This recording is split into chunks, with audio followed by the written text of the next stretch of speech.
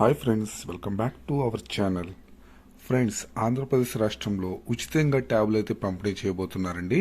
వివరాల్లోకి వెళ్తే రాష్ట్ర వ్యాప్తంగా ప్రభుత్వ పాఠశాలల్లో మరియు ఎయిడెడ్ పాఠశాలల్లో 8వ తరగతి చదువుతున్న విద్యార్థులకు 4,34,185 మంది విద్యార్థులకు 600 కోట్లతో బైజూస్ ఫ్రీలోడెడ్ కంటెంట్తో కూడిన ట్యాబ్లను ఉచితంగా పంపిణీ చేయనున్నారండి.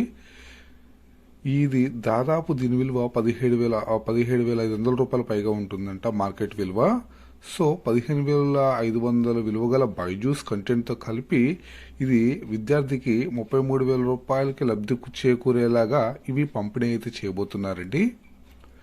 ఈ యొక్క ట్యాబ్లు అనేది 8వ తరగతి విద్యార్థులపై తరగతులకు వెళ్ళినప్పుడు కూడా పై తరగతులకు వెళ్ళినప్పుడు కూడా ఉపయోగపడేలా 8వ తరగతితో పాటు 9, 10 తరగతుల బైజూస్ కంటెంట్ లోడ్ చేసి ట్యాబ్లను అందజేస్తారనమాట.